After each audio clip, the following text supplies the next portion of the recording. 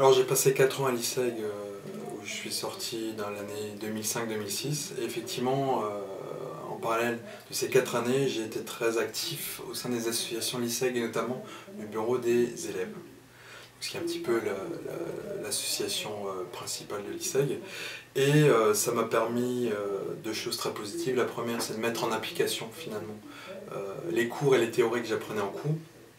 Donc ça m'a permis d'avoir tout de suite un regard critique sur les choses qu'on m'apprenait. Et la deuxième chose très positive, c'est que ça m'a appris à travailler avec les autres. C'est-à-dire à discuter, à savoir exprimer mon avis et savoir aussi accepter la critique.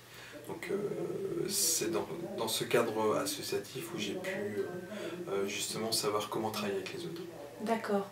Et votre parcours professionnel, est-ce que vous pourriez nous le décrire? En quelques mots, j'ai travaillé quelques années en agence de com marketing et ensuite j'ai eu envie d'un parcours on va dire d'entrepreneur où j'ai créé avec 3 autres associés une agence marketing dont je suis un des fondateurs.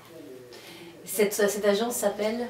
Alors l'agence s'appelle je développe l'activité de marketing territorial et culturel et elle s'appelle 36 000. Et en parallèle, vous êtes président d'une association? Oui, association strasbourgeoise qui s'appelle Sensitive et qui porte comme vocation l'accompagnement des artistes et la création de projets qui nous rapportent des ressources qu'on alloue aux artistes qu'on accompagne. Très bien. Est-ce que vous auriez des conseils à donner, si on peut donner des conseils aux étudiants?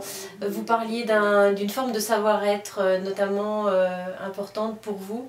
Vous parliez d'esprit critique, il me semble. Effectivement, il y a 2 choses importantes pour moi qui sont la culture générale et qu'il faut être la plus vaste possible parce que ça nous permet de discuter, d'être de façon précise avec les gens, et également l'esprit critique.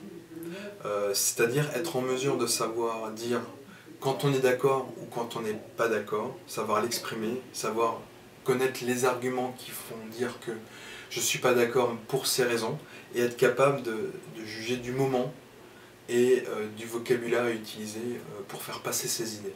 Donc un esprit critique nous permet de se positionner face à une problématique et de donner ses arguments pour dire je suis d'accord pour ça, je ne suis pas d'accord pour ça, et on est entendu parce qu'on a des arguments qui le prouvent. Très bien, merci à vous. Je vous en prie.